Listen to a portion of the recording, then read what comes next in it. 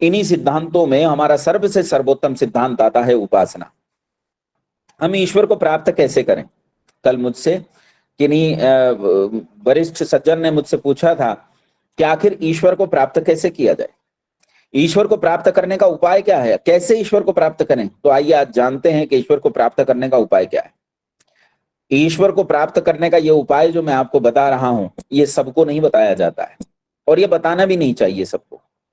लेकिन जब अंधकार का काल हो, हाथ को हाथ सुझाई न दे और अविद्या ने पूरा साम्राज्य अपना स्थापित कर दिया हो और अविद्या संसार में सबसे ऊंचे सिंहासन पर महिमा मंडित बैठ गई हो, तब ऐसे में ऐसे सिद्धांतों को भी वृष्टि न्यायवत देना पड़ता है। दर्शन पढ़ाते हुए कुछ न्याय पढ़ाए जाते हैं, उनमें एक वृष्टि न्याय है। वृष्टि न्याय में ये होता है कि जैसे बारिश पड़ती है आसमान से, तो वो ये भेद नहीं करती कि कौन सी जमीन बंजर है और कौन सी जमीन उपजाऊ। वो जब बरसती है तो वो सबके लिए बरसती है, वो बंजर जमीन पर भी और ऊसर जमीन और उपजाऊ जमीन सब पर बरसती है। बंधुओं, ऐसे ही आज इस काल में हमें विद्या के इस सिद्धांत को, उपासना के इस सिद्धांत को, जो सिद्धांत सबको सामान्य रूप से नहीं दिया जा सकता बिना पात्रता को जांचे, हमें वृष्टि न्यायवत देना पड़ रहा है। उपासना का ये सिद्धांत हमारे पूर्वजों के सिद्धांतों में सबसे उत्तम सिद्धांत है। इसका आधा खंड मैं आज ले पाऊंगा और आधा खंड कल लूंगा। आधा खंड इसलिए आज ले पाऊंगा क्योंकि आप अच्छे से समझ सकें, ताकि आपके प्रश्न भी अच्छे से आ सकें। इसमें चीजें क्लियर करना बहुत जरूरी है। जितना मैं समझाता हूं आपको, उससे कहीं ज्यादा आपके प्रश्न काल में चीजें स्पष्ट होती हैं। बस एक चीज मैं आपको जरूर सिखाना चाहूंगा कि आप विषय से संबंधित प्रश्न पूछा कीजिए। ऐसा नहीं है कि हम उत्तर की बात कर रहे हो, आप दक्षिण का प्रश्न पूछ रहे हो, तब वो आपको ना तो बात समझ में आती है और समय भी यूं ही जाया हो जाता है। जैसे कल का पूरा दिन जो है उसमें विषय से संबंधित प्रश्न नहीं पूछे। आइए आज हम उपासना को शुरू करते हैं। एक बार फिर से चाहूंगा आप लोग अपना माइक म्यूट रखेंगे और मेरे साथ विश्वानी देव मंत्र का उच्चारण करें। ओम विश्वानि देव सवितर दुरितानि परासुव यद्भद्रं तन्न आसुव। ओम शांति शांति शांति। फिर से प्रणाम आप सबको। बंधुओं, जब हम ये सोचते हैं कि ईश्वर सिद्ध हो चुका है कि ईश्वर है, ईश्वर के इतने गुण हैं, ऐसा ऐसा ईश्वर है, इन गुणों वाला गुणी वो ईश्वर, उसे प्राप्त कैसे किया जाए। और जब हम उसे प्राप्त करने के बारे में विचार करते हैं, सोचते हैं कि कैसे उसे प्राप्त करें, उसके प्राप्त करने की विधि ढूंढने का प्रयास करते हैं, तो उसके लिए ऋषियों ने बहुत सरल तरीके से वेद से ढूंढकर एक मार्ग निकाला है। ये स्वयं वेद प्रदत्त मार्ग है जिसे ऋषियों ने सूत्रबद्ध किया है और सूत्रबद्ध करके हमारे बीच में रखा है। आज से बहुत साल पहले, कई हजार साल पहले इस देश में एक महर्षि पैदा हुए, एक ऋषि पैदा हुए, जिन्हें लोग ऋषि पतंजलि के नाम से जानते हैं। ऋषि पतंजलि, उनके नाम से आज संसार में बहुत कुछ चलता है, लेकिन बंधुओं वो सब कुछ सच ही हो ये जरूरी नहीं है। इसलिए बुद्धि को जगाए रखना और ऋषि पतंजलि के नाम पर फैली हुई मूर्खताओं को भी अच्छे से समझते हुए जाना। ऋषि पतंजलि वो विद्वान है जिन्होंने न केवल योग को दिशा दी, अपितु उन्होंने संस्कृत व्याकरण के क्षेत्र में भी अद्भुत काम किया। कुछ विद्वानों का मानना है व्याकरण के ग्रंथ महाभाष्य के रचने वाले पतंजलि और योग दर्शन के सूत्रकार पतंजलि दोनों अलग अलग हैं। कुछ विद्वानों का मानना है ये दोनों एक ही हैं। खैर, हम इस पचड़े में नहीं पड़ते हैं। हमें ये पता है कि योग दर्शन ऋषि पतंजलि ने लिखा था, तो उस योग दर्शन के आधार पर परमपिता परमात्मा को कैसे प्राप्त करें, ये आइए आज मैं आप लोगों के बीच में इसका उपाख्यान करने का प्रयास करता हूं, आप लोगों को समझाने का प्रयास करता हूं। बंधुओं, उपासना शब्द दो शब्दों से मिलकर बना है। एक शब्द है उप और दूसरा है आसन। उप का अर्थ होता है समीप और आसन का अर्थ होता है बैठना। समीप बैठना, किसके समीप बैठना? तो उपासना का अर्थ बनता है ईश्वर के समीप बैठना। अच्छा, ईश्वर के समीप बैठना ये बहुत अजीब सी बात है, क्योंकि जब हम एक तरफ कहते हैं कि ईश्वर सर्वव्यापक है, तो जो सत्ता सर्वव्यापक है उसमें समीप और दूरी का तो प्रश्न ही नहीं उठता है, क्योंकि जो सर्वव्यापक है वो तो मेरे बाहर भीतर हमेशा है, उससे मैं कभी दूरी नहीं जा सकता, और जिससे दूर नहीं जा सकता उसके समीप जाने का क्या मतलब? यह अजीब सी बात लगती है। तो इसका मतलब यह है कि दूरी कुछ और होती है, उस दूरी को हमें समझने का प्रयास करना पड़ेगा कि दूरी क्या है। और जब हम दूरी को समझने का प्रयास करते हैं बंधुओं, मित्रों, तो दूरी तीन प्रकार की होती है। एक दूरी स्थान की दूरी होती है। जैसे आपका कोई निकटतम शहर आपसे 10 किलोमीटर की दूरी पे है, तो ये दूरी स्थान की दूरी है। और मान लो आपको वहां पहुंचने में आधा घंटा लगता है, तो ये समय की दूरी है। एक तीसरी दूरी होती है जो जानकारी के अभाव की दूरी होती है। कई बार हमें किसी चीज के बारे में गलत सूचना, गलत जानकारी मिल जाती है, और जब हमें गलत जानकारी मिल जाती है तो वो चीज हमें मिलती ही नहीं है, क्योंकि हमें जानकारी गलत है। मैं छत पर कोई सामान रखाया हूं और अपने मकान के बेसमेंट में उस सामान को ढूंढ रहा हूं, क्योंकि मुझे जानकारी गलत मिल गई है। अगर जानकारी मुझे सही मिली होती तो मैं सही जगह पहुंच जाता और उस वस्तु को ले आता, लेकिन जानकारी गलत मिली तो मैं उस वस्तु को ढूंढ ही नहीं पाऊंगा। तो ये वस्तु मुझसे दूर हो गई, क्योंकि मुझे ज्ञान की दूरी बन गई है उस वस्तु से। कई बार क्या होता है, हमें किसी व्यक्ति के बारे में, किसी घटना के बारे में गलतफहमी हो जाती है। हम उस व्यक्ति को, उस घटना को समझ नहीं पाते हैं, उसके संबंध में हमें बिल्कुल गलत जानकारी हो जाती। मान लीजिए किसी व्यक्ति ने कुछ कर दिया, ऐसा हमें पता चला, और जब या मेरे ही साथ घटना घट गई है, उसने कुछ कर दिया है मेरे साथ, और जब किया है तो मैं उस घटना को गलत तरीके से लेता हूं, उसे समझने का प्रयास ही मैं दूसरे दृष्टिकोण से करता हूं। तो जो दृष्टिकोण उस व्यक्ति का रहा होगा वो दृष्टिकोण मुझे समझ में नहीं आएगा, और मैं सत्य तक कभी पहुंच नहीं पाऊंगा। ये दूरी जो है, ये ज्ञान की दूरी है ना, जिसे आप ज्ञान कहते हो, ज्ञान की दूरी है, ये जानकारी की दूरी है, नॉलेज की दूरी। मेडिकल स्टोर में आप बैठे हो, पेट में तेज दर्द उठा, मेडिकल स्टोर में इस पेट दर्द की हजारों दवाइयां हैं, लेकिन आपको दवाइयों की जानकारी नहीं है। तो जानकारी नहीं होने से आप दवाइयों के बीच में बैठे हैं, लेकिन दवाई आपसे दूर हो गई, क्योंकि आपको जानकारी नहीं। तो ये ज्ञान की दूरी जो है, ये बड़ी खतरनाक होती है। समय और स्थान की दूरी तो बड़ी आसानी से पूरी हो जाती है, लेकिन ज्ञान की दूरी प्राप्त करने के लिए, इसे समाप्त करने के लिए बड़ा मुश्किल परिश्रम करना पड़ता है, बड़ा दूर तक दौड़ भाग करनी पड़ती है। इस ज्ञान की दूरी को दूर करते ही हम वस्तु को पा जाते हैं। अब ये सोचो कि ईश्वर के लिए हम कह रहे हैं समीप बैठना, समीप बैठने के लिए हमें इस ज्ञान की दूरी को पूरा करना पड़ेगा। अब ज्ञान की दूरी को पूरा करने के लिए हमें क्या चाहिए? बुद्धि। बिना बुद्धि को तो संसार में कोई ज्ञान प्राप्त नहीं कर सकता। और लोग क्या कहते हैं? लोग कहते हैं भगवान तो भाव के भूखे हैं, वहां बुद्धि का कोई काम नहीं, जो आदमी वहां बुद्धि का उपयोग करेगा बस वो तो बेकार है, वो किसी काम का नहीं। बंधुओं, अगर बिना बुद्धि के ईश्वर प्राप्त होता तब तो सारे पशुओं को, कुत्ते बिल्लियों को ईश्वर प्राप्त हो जाता। ईश्वर प्राप्त बिना बुद्धि के नहीं होता। ईश्वर प्राप्ति के लिए सबसे पहली और जरूरी चीज है बुद्धि। बिना बुद्धि के ईश्वर प्राप्ति की तो संभावना भी नहीं। इसी बुद्धि में जब सत्य असत्य का निर्णय करने की सामर्थ्य होती है तो उसे विवेक कहते हैं। और जब एक लड़का, एक लड़की, एक युवक, एक युवती, एक वरिष्ठ, एक माँ, एक पिता, एक बुद्धिमान व्यक्ति जब विचार करता है कि संसार कैसा है, तो विचार करता है कि संसार तो नाशवान है, परिवर्तनशील है। वो देखता है संसार में सब चीजें हमेशा रहने वाली नहीं है। वो देखता है कि पहले मेरी माँ थी, अब मेरी माँ नहीं है, और मेरी माँ नहीं है तो ये मरी कैसे, और माँ का सुख क्यों खत्म हो गया।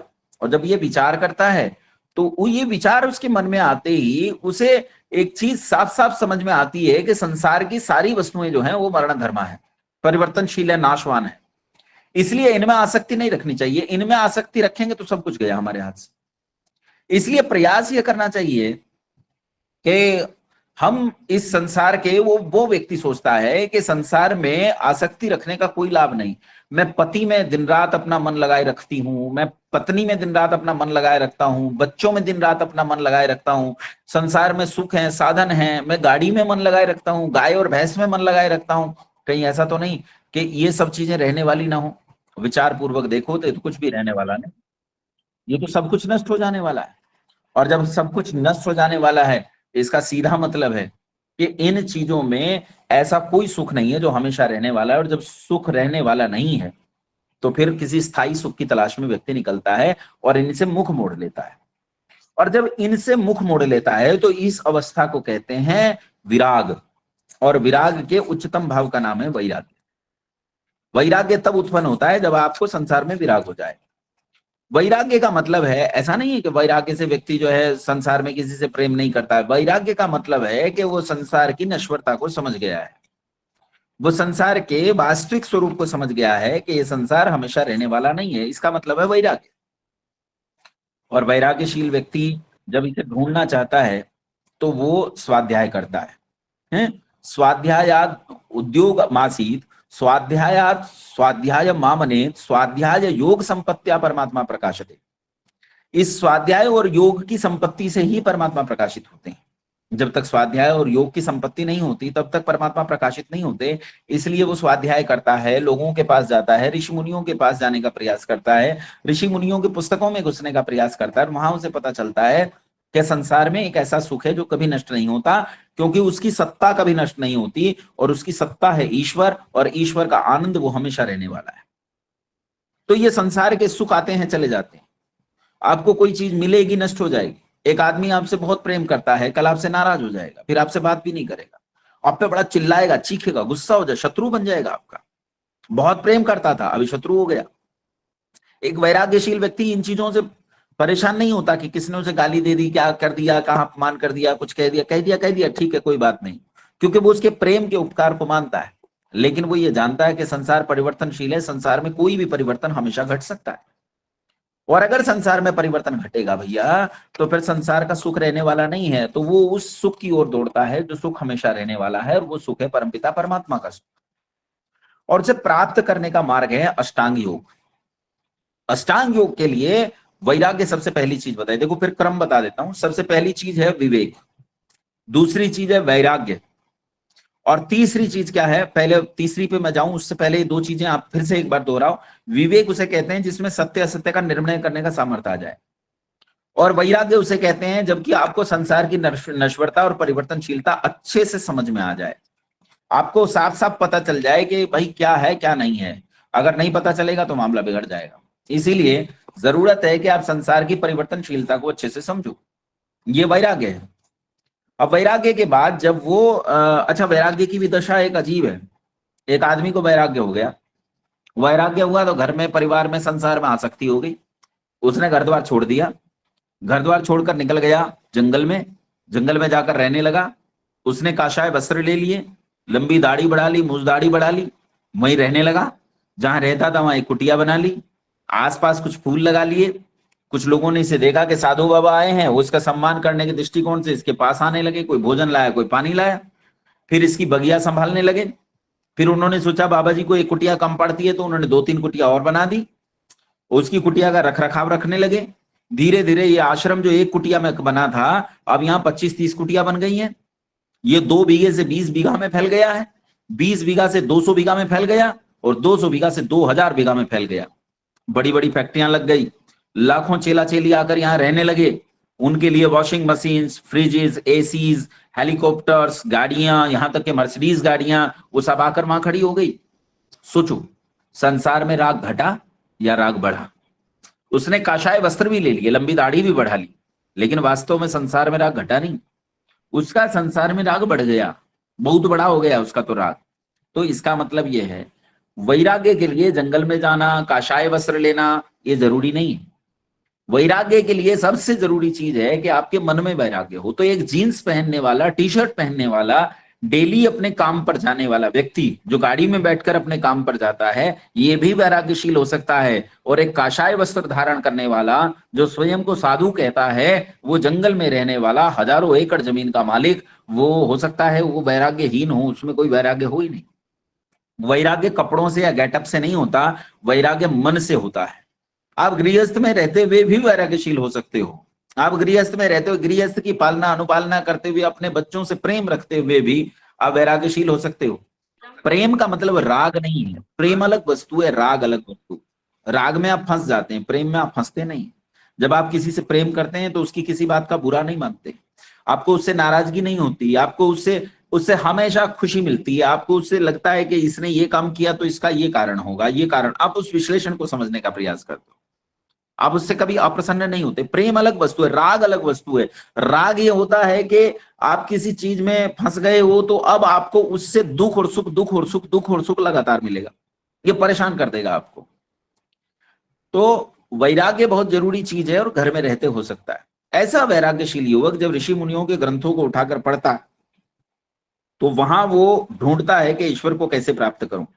तो ईश्वर को प्राप्त करने का मार्ग उसे मिलता है अष्टांग योग। अष्टांग योग के 8 अंग होते हैं।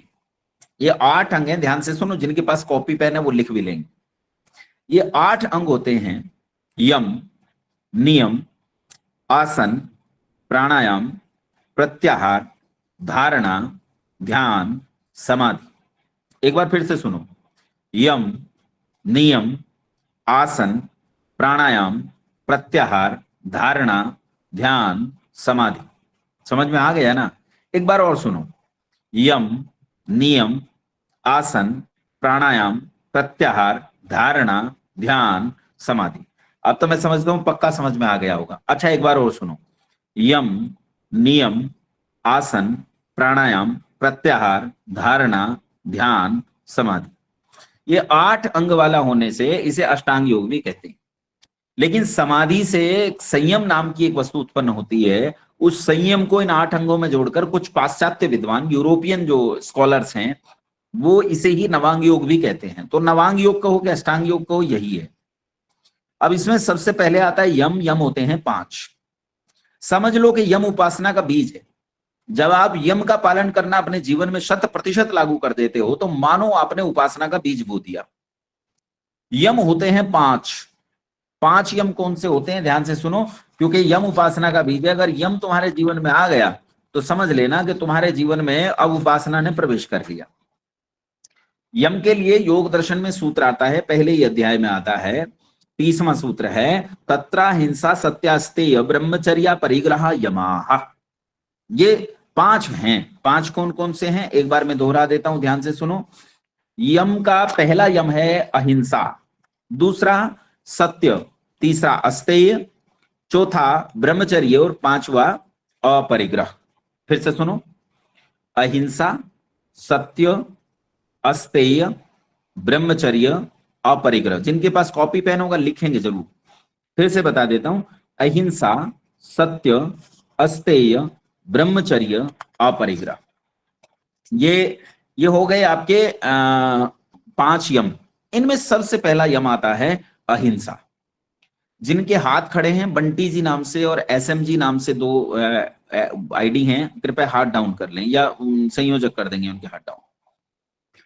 तो यहां सबसे पहले आता है अहिंसा। तो मैं आप लोगों से पहले प्रश्न करता हूं, ये हमारा पूर्व पक्ष है जिसमें हम आपसे चर्चा करते हैं। ये बताइए अहिंसा किसे कहते हैं? तो हाथ खड़ा करेंगे जिन्हें अहिंसा के बारे में जानकारी है, अहिंसा किसे कहते हैं। मैं आपसे पूछ लेता हूं, फिर आगे बढ़ेंगे। अहिंसा किसे कहते हैं, इसे जानने का प्रयास करें। तो सबसे ऊपर नाम है उत्पल जी का।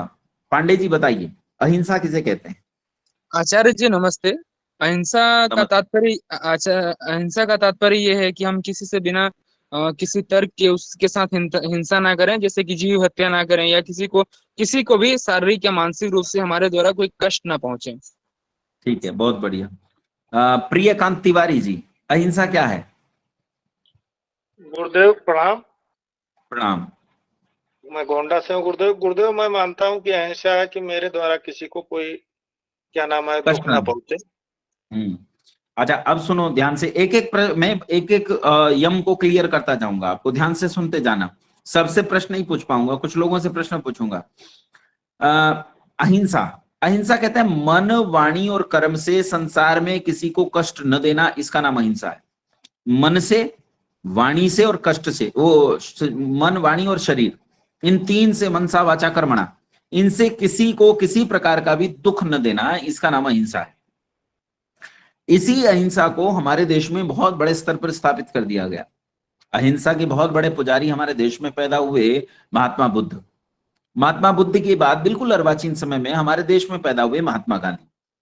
और महात्मा गांधी ने अहिंसा को इस स्तर पर प्रतिष्ठित किया कि उन्होंने कहा कि अगर तुम्हारे कोई एक गाल पर थप्पड़ मारे तो उसके सामने दूसरा गाल कर दो। ये अजीब सी बात है, क्योंकि हम किसी को दुख देना नहीं चाहते, वो दूसरे गाल पर थप्पड़ मारना चाहता है और आपने अगर उसे मारने नहीं दिया तो उस बेचारे को दुख होगा, और हम किसी को दुख देना नहीं चाहते। तो फिर इसका मतलब है अहिंसा का पालन करने के लिए हमें अपने घर वालों की हत्या तक स्वीकार करनी पड़ेगी, बलात्कार तक स्वीकार करने पड़ेंगे, देश का बंटवारा तक स्वीकार करना पड़ेगा, हमें अपने 22 लाख लोगों की हत्या स्वीकार करनी पड़ेगी अगर आप अहिंसक हैं तो। अहिंसक नहीं है तो आप खराब आदमी है, क्योंकि हिंसक तो अच्छा होता नहीं। कैसे कहें कि इन्होंने कितनी बुरी स्थिति पैदा कर दी कि तुम्हारे कोई एक गाल पर थप्पड़ मारे तो दूसरा गाल उसके सामने कर दो। ये तो ऐसी अहिंसा है कि तुम्हारी कोई एक बहन भगा कर ले जाए तो उसके साथ दूसरी भी कर दो। अच्छा, ईमानदारी से आपसे एक प्रश्न पूछना चाहता हूं, 1 सेकंड के लिए अपना स्पीकर खोलकर उत्तर जरूर देंगे, ये अहिंसा है या कायरता है? कायरता। अहिंसा शब्द का अर्थ है, अहिंसा शब्द का अर्थ समझ लीजिए जो ऋषि दयानंद कहते हैं। अहिंसा शब्द का अर्थ है अहिंसा प्रतिष्ठायाम तत्सन्निधौ वैर त्यागः।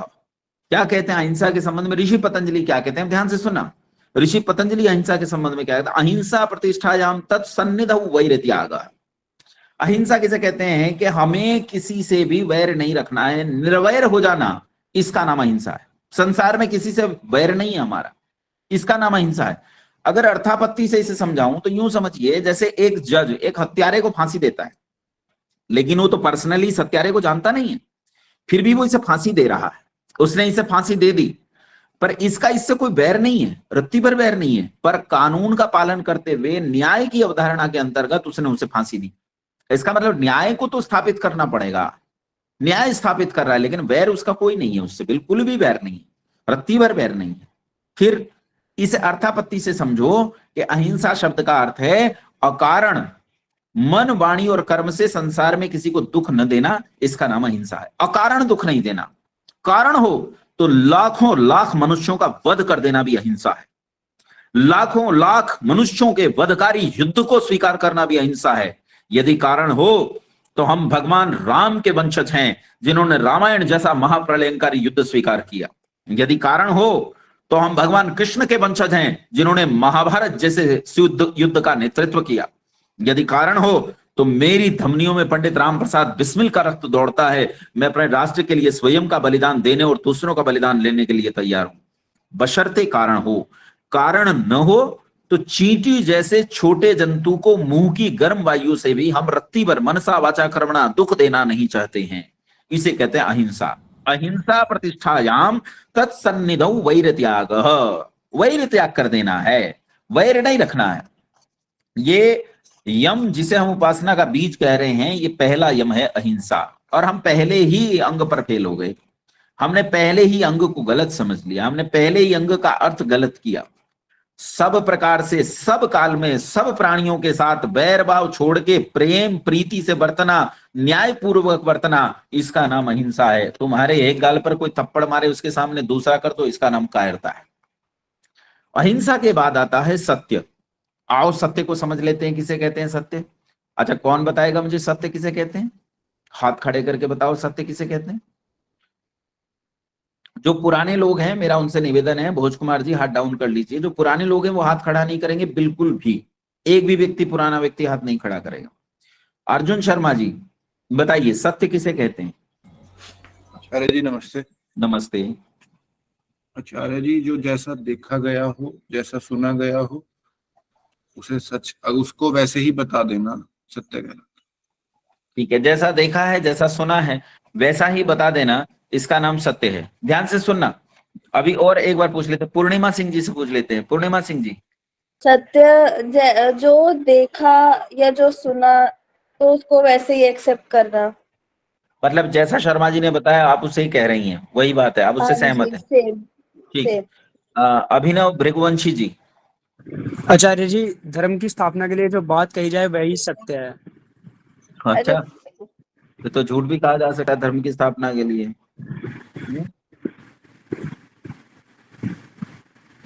चलो इसे समझने का प्रयास करते हैं कि सत्य किसे कहते हैं। देखो, इन्होंने कहा कि जैसा देखा या सुना गया है वैसा ही बोलना, उसका नाम सत्य है। जैसे मुझे किसी ने सुना दिया कि मेरे घर की छत गिर गई है, गिरी नहीं है, ऐसे किसी ने कहीं सुना दिया मुझे कि मेरे घर की छत गिर गई है, और मैं चारों तरफ शोर मचाना शुरू कर दूं, मेरे घर की छत गिर गई, मेरे घर की छत गिर गई, हाय मेरे घर की छत गिर गई, हाय मैं बर्बाद हो गया। तो जैसा सुना है वैसा ही बोल रहा हूं, लेकिन ये सच तो नहीं है, क्योंकि छत तो गिरी नहीं है। इसका मतलब ये है, जैसा देखा सुना है वैसा नहीं बोलना, अपितु जैसा देखा सुना और इंद्रियों से जाना है उसे पहले प्रमाणित करना, और जो वो प्रमाणों से प्रमाणित हो जाए, सुपरीक्षित हमने उसे कर लिया, उसकी परीक्षा हमने कर ली, तब जो निष्कर्ष निकला उसका नाम सत्य है। प्रमाणित हुए बिना कोई भी सत्य सत्य नहीं हो सकता। इसीलिए पहले 8 प्रकार के प्रमाण होते हैं, उन 8 प्रकार के प्रमाणों से न्याय दर्शन में 8 प्रमाण पढ़ाए जाते हैं, उन 8 प्रमाणों से परीक्षा कर लेना कि जो देखा सुना जाना है वो सच है भी कि नहीं है। उसकी परीक्षा करके जान के पहचान के आपने सुन लिया और आपने इस बात का प्रचार करना शुरू कर दिया। तो जब आप प्रचार करने लगे तो ये सत्य नहीं है, क्योंकि आपने प्रमाणिक रूप से उसे देखा नहीं। तो पहले प्रमाणित करो। तो 3 प्रकार के प्रमाण तो अपने पल्ले गांठ बांध लो। पहला प्रत्यक्ष प्रमाण, जो इंद्रियों से सीधा ज्ञान प्राप्त होता है उसे प्रत्यक्ष प्रमाण कहते हैं। इस प्रत्यक्ष के आधार पर जब बुद्धि का प्रयोग करके हम किसी चीज को जानते हैं तो उसे अनुमान प्रमाण कहते हैं। और तीसरा शब्द प्रमाण, ऋषियों के लिखी हुई बातों को हम शब्द प्रमाण कहते हैं। जैसे पाणिनि है, पतंजलि, जैमिनी, दयानंद, जो ऋषि हैं उन ऋषियों की लिखी हुई बातों को हम आप्त शब्द कहते हैं और आप शब्द प्रमाण में होता है। तो 3 शब्द प्रमाण मान लो। जब तक ये 3 शब्द नहीं आएंगे, प्रमाणित नहीं होगी बात, तो सत्य नहीं कहोगे। तो सत्य प्रतिष्ठायाम क्रियाफलाश्रयत्वम है, किसे कहते हैं? सत्याचरण से फलम क्या, उसे ये जो सत्य का आचरण है उसका फल क्या है? तो सत्य प्रतिष्ठायाम क्रियाफलाश्रयत्वम, सत्य प्रमाणित हुए बिना नहीं मानना चाहिए। सत्य जब तक प्रमाणित नहीं हो जाता तब तक नहीं मानना चाहिए। अब सत्य का लाभ क्या होता है? तो जैसा आपके ज्ञान में है वैसा सत्य बोलें नहीं, जैसा ज्ञान में, ज्ञान का मतलब आपने प्रमाणित कर लिया है, वैसा ही करें और वैसा ही माने। ठीक है, इससे क्या होगा? इससे आपके चित्त में शुद्धि होगी, सत्व बढ़ेगा आपके चित्त में। तो 2 बातें हो गई, अहिंसा और सत्य। तीसरा है अस्तेय। अस्तेय मतलब चोरी नहीं करना। अब 3 प्रकार की चोरी छोड़ दो, मन से, वाणी से और कर्म से चोरी छोड़ दो। चोरी किसे कहते हैं? बिना पूछे कि दूसरे की वस्तु का उपयोग करना, इसका नाम चोरी है। अच्छा, पहले मुझे ये बताओ, आप में से कितने लोग हैं जो चोरी करते हैं? हाथ खड़े करके बताओ। अच्छा, ईमानदार लोग बहुत हैं, सबने हाथ खड़े करके मुझे बताया कि हाँ थोड़ी थोड़ी चोरी सब करते हैं। भाई ये बहुत बढ़िया बात है, मतलब इस ईमानदारी को मैं आपकी प्रणाम करता हूँ, ये बहुत बढ़िया बात है। चलिए, क्यों चोरी किसे कहते हैं मैं बताता हूँ। बिना पूछे दूसरे की वस्तु का उपयोग करना, इसका नाम चोरी है। अब बिना पूछे दूसरे की वस्तु का उपयोग हम कैसे करते हैं? जैसे हम, माँ ने कहा जा बेटा करेला ले आ, और करेला लेने लड़का मार्केट में गया, लेकिन मार्केट में जाके वो करेला नहीं पूछता, गाजर पूछता है। कहता भाई साहब गाजर क्या भाव दी, और जब तक उसने भाव बताया तब तक 2-3 गाजर खा गया। खरीदना करेला था, पूछी गाजर और खा गया, बिना उसकी अनुमति के उसकी वस्तु का उपयोग किया, इसे चोरी कहते हैं। बस रात वाले चोर में और इस चोर में एक अंतर है कि रात का चोर अंधेरे में छिप कर आता है, उसे आंखों की शर्म है, और इसे आंखों की शर्म भी नहीं। ये चोर भी है और सीना जोर भी है, खुलेआम कर रहा है। ये चोरी नहीं है तो डकैती है। चोरी का मतलब मन, वाणी और कर्म से बिना पूछे दूसरे की वस्तु का उपयोग करना नहीं है, इसका नाम अस्तेय है। चोरी नहीं करनी, दूसरे की वस्तु लेनी नहीं है। दुकान पर गए और दुकान पर जाकर पहले एक मुट्ठी भर ली और फिर पूछा, क्यों भाई साहब मूंगफली क्या भाव दी है? अब क्या भाव रह गया भैया? 100 ग्राम तो तू फ्री में खा गया, जो बचत आनी थी वो तो तू खा गया अब क्या भाव आएगा? अच्छा, जब इसने चोरी की फिर दुकानदार चोरी करता है, जब दुकानदार चोरी करता है तो उससे पीछे का दुकानदार चोरी करता है, जब उससे पीछे का दुकानदार चोरी करता है तो फिर अधिकारी चोरी करता है, अधिकारी चोरी करता है तो सरकार चोरी करती है। और फिर मैं अपने घर में बैठ के समाज को ज्ञान देता हूं कि सरकार में बड़े चोर बैठे हैं। भैया चोर तो पैदा तूने किया है, तूने चोरी शुरू की, और चोरी की एक श्रृंखला होती है जो भ्रष्टाचार के अंत तक चली जाती है। इसीलिए चोरी को सब प्रकार से छोड़ दो। चोरी के बाद आता है ब्रह्मचर्य। अच्छा, ब्रह्मचर्य किसे कहते हैं? हाथ खड़े करो, बताओ मुझे ब्रह्मचर्य किसे कहते हैं? ओमपाल यादव जी बताइए, किसे कहते हैं ब्रह्मचर्य? नमस्कार जी आचार्य जी। नमस्ते। ब्रह्मचर्य का अर्थ आचार्य जी सदा ध्यान ब्रह्म परमपिता में रखना या ब्रह्म में रखना, ब्रह्मा में रखना। ये तो ईश्वर प्रणिधान है। ब्रह्मचर्य बताओ किसे कहते हैं? वैसे आपने ईश्वर प्रणिधान बहुत अच्छे से बताया, लेकिन ये बताओ ब्रह्मचर्य किसे कहते हैं? मैं तो ये समझता हूँ आचार्य जी, मतलब मन अच्छा सदा। ठीक है, पद्मा बहन जी, पद्मा बहना। नमस्ते आचार्य जी। नमस्ते। ब्रह्मचर्य का अर्थ है नियम से रहना, जो हम करें वो नियमवत हमेशा शास्त्र सम्मत पालन करें। ये तो अनुशासन है। आप ही बताइए। आपके यहाँ समय क्या हुआ है इस समय? 11:30 रात्रि के? रात्रि के, और अभी 3:30 को उठ के जॉब पे जाना है पर आपकी क्लास बड़े, काफी लेट होती है, कोई चॉइस नहीं है। बाप रे, आपके लिए तो बड़ी परेशानी है। चलिए, जी जी, कोई बात नहीं। ब्रह्मचर्य किसे कहते हैं एक बार देख लेते हैं, कौन बताएगा ब्रह्मचर्य किसे कहते हैं। जी नमस्ते हेलो, आनंद जी। हाँ नमस्ते आनंद जी। आप सुन पा रहे हैं? हाँ मैं सुन पा रहा हूँ मिश्रा जी। नमस्कार योगेश जी, मैं दुबई से जुड़ा हूँ। अच्छा जी मिश्रा जी। ब्रह्मचर्य का अर्थ है सात्विक जीवन बिताना, शुभ विचारों से वीर्य का रक्षण करना, भगवान का ध्यान करना, विद्या ग्रहण करना। बस बस बस जवाब आ गया। अच्छा सुनिए आप, मैं यही एक एक शब्द सुनना चाहता था आपसे, उन्होंने स्पष्ट कर दिया। देखिए कितनी कैसी जगह पे बैठे हैं और कितना बढ़िया से उन्होंने विचार रख दिया। ब्रह्मचर्य शब्द का सीधा सीधा अर्थ होता है वीर की रक्षा करना, यही ब्रह्मचर्य है। वीर की रक्षा करना ब्रह्मचर्य है। जो कुछ आप खाते हैं वो खाते हैं, पचाते हैं, वो रस रक्त मज्जा आदि आदि स्तरों से होता हुआ 8 धातु बनाता है, जिसमें 8वें स्तर से ठीक पहले एक 7वां स्तर इसे धातु कहते हैं। इन धातुओं का रक्षण करना, इन्हें हर तरह से बचाना, ब्रह्मचर्य प्रतिष्ठायाम वीर्य लाभ। ब्रह्मचर्य की प्रतिष्ठा का वीर्य लाभ होता है, यानी वीर्य लाभ करना यही ब्रह्मचर्य की प्रतिष्ठा है। आपको वीर की रक्षा करनी है। सभी स्त्री पुरुषों के शरीर में वीर होता है, इसकी रक्षा करनी है। इसी से आप में उत्साह, कार्य करने की क्षमता, आपकी बुद्धि का तीव्र होना, ये सब चीजें इसी से होती हैं। अब वीर के बिंदु की रक्षा करना कितने वर्ष तक करना, तो पहला आश्रम होता है 25 वर्ष का ब्रह्मचर्य आश्रम, दूसरा आश्रम होता है गृहस्थ आश्रम, तीसरा होता है वानप्रस्थ और चौथा होता है सन्यास। तो पहले 25 वर्ष ब्रह्मचर्य आश्रम के हैं। ब्रह्मचर्य आश्रम में 8 प्रकार के मैथुन छोड़ देना। 8 प्रकार का मैथुन आपके शरीर में नहीं होना चाहिए, आपके आपके जीवन में नहीं होना चाहिए। 8 प्रकार का मैथुन कौन सा होता है? दर्शन, श्रवण, कथा आदि, यानी सर्वथा जितेंद्रिय होना। दर्शन मतलब विपरीत लिंग का दर्शन भी नहीं करना, स्पर्श नहीं करना, छूना नहीं, उनकी आवाज नहीं सुनना, कथा नहीं करनी, कथा मतलब उनकी बात करना, क्रीड़ा नहीं करनी, छेड़ना नहीं, हाथ से छेड़ते वेड़ते रहते हैं वो सब नहीं करना है, और इसे करते रहना। 25 वर्ष का ब्रह्मचर्य काल है। 25 वर्ष तक सर्वथा जितेंद्रिय होकर 25 वर्ष से फिर विवाह आदि करके गृहस्थ आश्रम में प्रवेश करना। तो ब्रह्मचर्य आश्रम के कितने वर्ष हो गए? 25 वर्ष। तो लोगों को लगता है ब्रह्मचर्य 25 वर्ष तक पालन करना चाहिए, लेकिन रुको, केवल 25 वर्ष तक थोड़े, अगले जो 25 वर्ष हैं गृहस्थ के, उसमें भी ब्रह्मचर्य का पालन करना है। हाँ, वहां आपको क्योंकि संतान उत्पत्ति करनी है, इसलिए आपका जो ब्रह्मचर्य है वहां, वो ब्रह्मचर्य आपका ब्रह्मचारी के जैसा नहीं होगा। गृहस्थ का ब्रह्मचर्य अलग स्तर का है।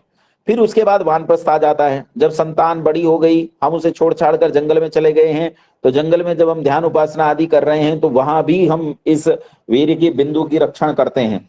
तो वहां भी हमारा अलग किस्म का ब्रह्मचर्य होता है। ये ब्रह्मचारी के जैसा भी नहीं है और गृहस्थ के जैसा भी नहीं है।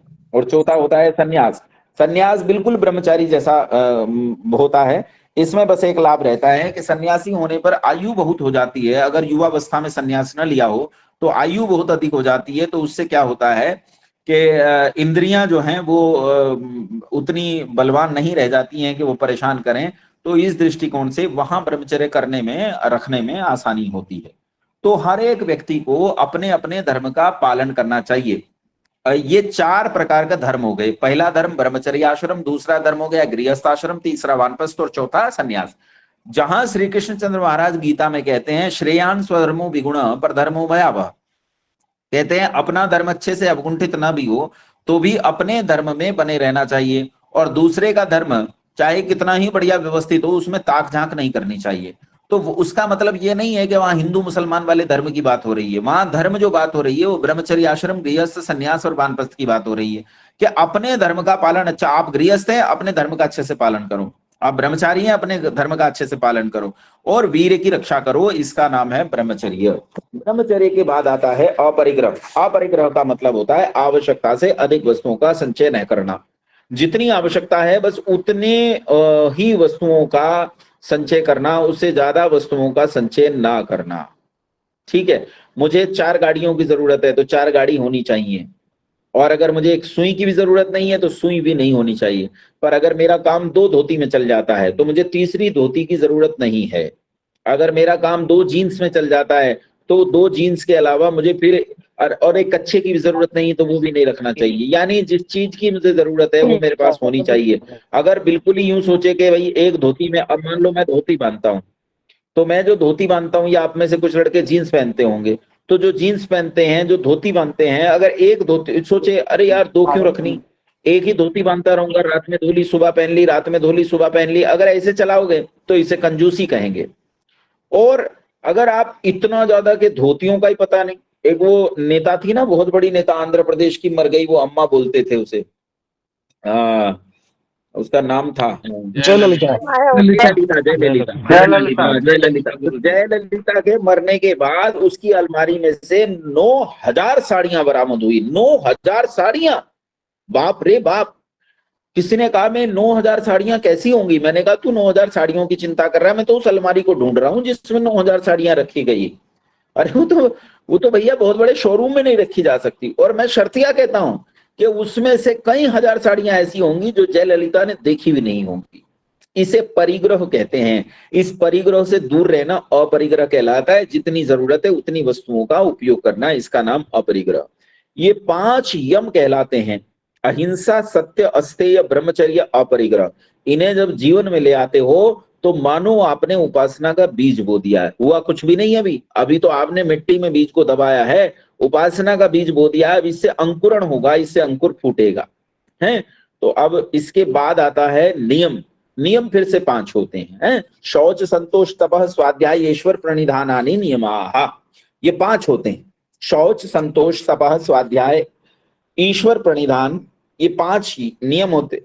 ये बीज जो आपने बोया है, ये बीज तब तक अंकुरित नहीं होगा जब तक इस बीज का खाद पानी न किया जाए। उसका खाद पानी होते हैं उसके ये नियम, जो नियम मैंने आपको बताए, ये नियम उसके खाद पानी है। इसलिए नियमों को अपने जीवन में उसी तरह लाना पड़ेगा जैसे हम यमों को लेकर आए थे, तब जाकर हमारे जीवन में जो है ये उपासना का बीज अंकुरित होगा। अब ये जो 5 नियम हैं ये मैं कल आपको बताऊंगा। आज हमारा समय समाप्त हो गया है।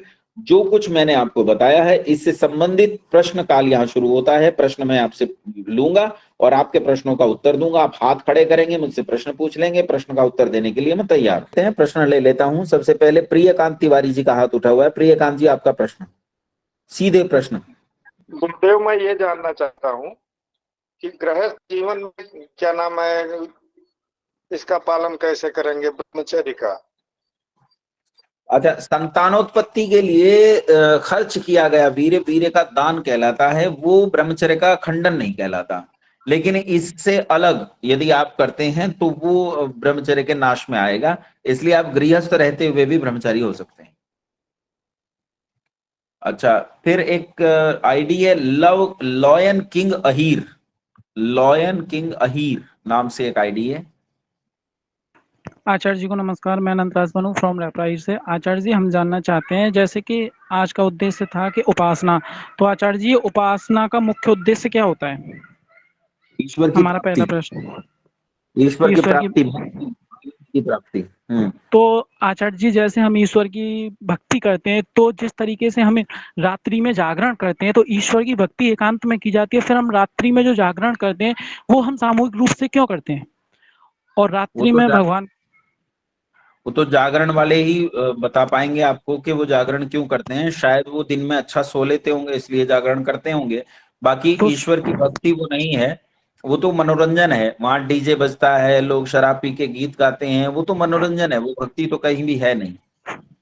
तो आचार्य जी, वेद में ईश्वर की उपासना की सही विधि क्या है? ये बता तो रहा हूँ, आज शुरू तो कर दिए, सुनते जाइए। बिल्कुल। आज एक आपसे निवेदन करूंगा, अपनी आईडी पे अपना नाम डालिए, चेंज कीजिए। पांडे जी, नमस्ते आचार्य जी। आपने जैसे बताया कि अपरिग्रह में वो जो चीजें आवश्यकता से उनका अधिक वस्तुओं का संग्रह नहीं करना, तो जैसे आजकल ट्रेंड चल रहा है, लोग जमीन पे जमीन प्रॉपर्टियां खरीद रहे हैं, धन संचय कर रहे हैं, एफडी फिक्स डिपॉजिट, तो क्या ये शास्त्र विरुद्ध है? नहीं, ये शास्त्र विरुद्ध नहीं। जो उपयोग के संसाधन है, उन उपयोग के संसाधनों का अत्यधिक इकट्ठा करना वो गलत है। जैसे मान लो मेरे पास कार है, अब मुझे एक कार की जरूरत है पर मैं 4 कार रखता हूँ, अलग अलग शौक के लिए रखता हूँ। मेरे पास मोटरसाइकिल है पर मैं अलग अलग डिजाइन की बहुत सारी मोटरसाइकिल रखता हूँ। तो ये वस्तुओं का जो संचय हम अत्यधिक करते हैं ये गड़बड़ करता है। धन तो गृहस्थों को संचय करना पड़ेगा, गृहस्थ का काम बिना धन संचय के नहीं चल सकता। तो आचार्य जी, इसमें गोल्ड का संचय कर सकते हैं? धन कुछ भी हो, धन चाहे गोल्ड है वो भी धन ही है, जमीन है वो भी धन ही है, पैसा है वो भी धन ही है। तो आप धन भी उतना संचय करें जितना आपके परिवार की आवश्यकताओं के लिए, अब लड़का है, लड़की का ब्याह है, उनका भविष्य हो, कोई हारी बीमारी है उसके लिए भी, तो गृहस्थ को कुछ ना कुछ अपना सेविंग्स बना के रखनी पड़ती है, तभी गृहस्थ अपना काम चला सकता है। ठीक है, हमारी तरह नहीं रह सकता भाई, यूं ही नंगे भूखे रह ले, वो नहीं रह सकते, उन्हें संचय करना पड़ता है। ठीक है, धन्यवाद आचार्य जी। जी राहुल प्रदीप कुमार जी, आचार्य जी नमस्ते। नमस्ते। आचार्य जी, ब्रह्मचर्य का पालन करने के लिए कर्म इंद्रिय को कैसे कंट्रोल करें, ज्ञान इंद्रियों को? ज्ञान से और वैराग्य से, ज्ञान और वैराग्य से। और इसके लिए, ज्ञान और वैराग्य के लिए छोटे मोटे से काम नहीं चलता है, बहुत लंबे अभ्यास की जरूरत होती है। जब आप बहुत लंबा अभ्यास करते हैं तब उस ज्ञान और वैराग्य से ये धीरे धीरे क्षीण होता जाता है। जो उसकी आकांक्षाएं होती हैं, जो मन में बहुत ज्यादा वो होती हैं, इच्छाएं रहती हैं, वो धीरे धीरे क्षीण होती हैं और धीरे धीरे उस अनुशासन का उदय होता है जो उन चीजों को बलपूर्वक रोक देता है। हाँ जी, धन्यवाद आचार्य जी। जी नमस्ते। सुनील कुमार गुप्ता जी। नमस्कार आचार्य जी। जी नमस्ते।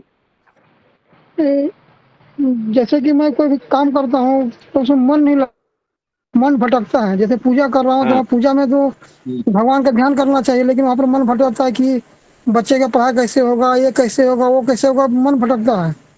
तो उस मन को शांत करने के लिए हमें क्या करना चाहिए?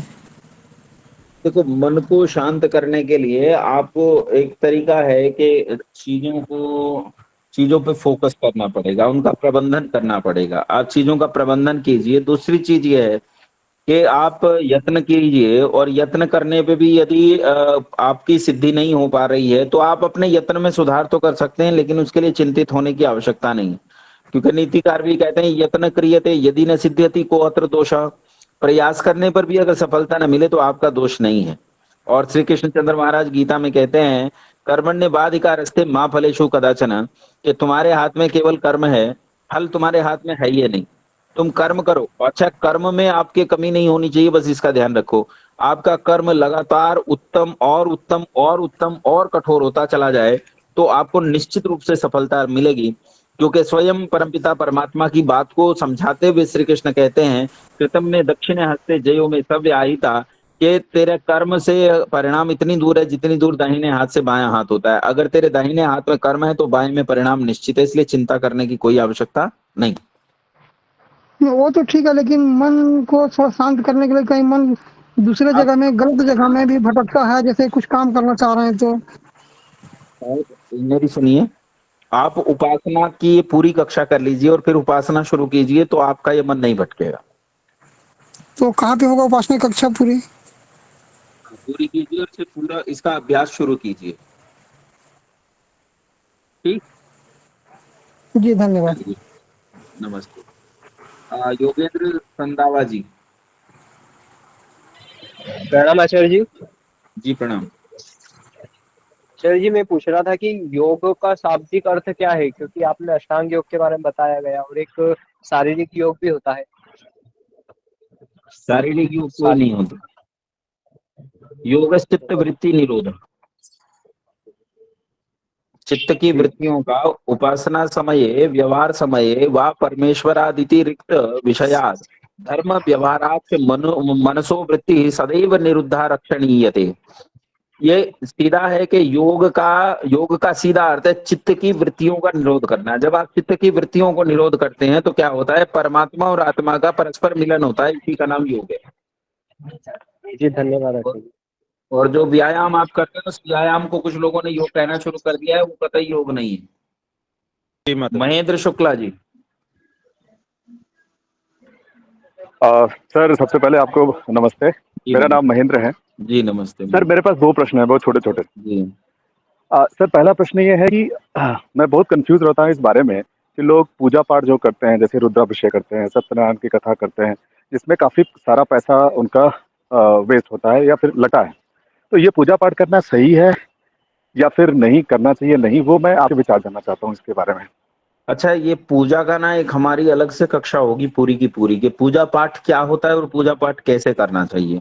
क्या पूजा पाठ की आवश्यकता है? और पूजा पाठ किस तरह करना जी। चाहिए, उसकी किस तरह से आवश्यकता है, पूजा पाठ का लाभ क्या है, उसकी आवश्यकता क्या है, इसकी हमारी पूरी की पूरी एक कक्षा होगी। तो उसके लिए तो मैं निवेदन करूंगा कि आप उस कक्षा में जब रहेंगे तो आपको क्लियर हो जाएंगी चीजें।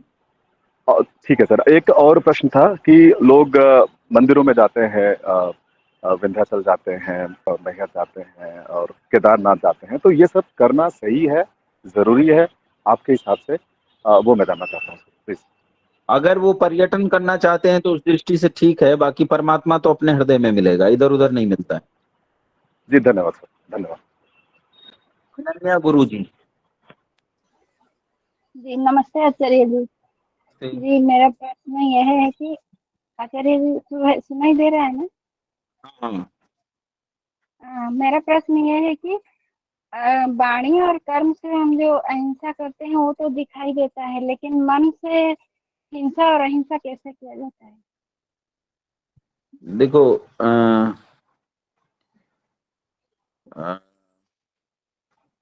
निघंटू में सूत्र आते हैं, वाचो नामसु शचीति पठितम, कर्मणाम नामसु शचीति पठितम, प्रजा नामसु शचीति पठितम।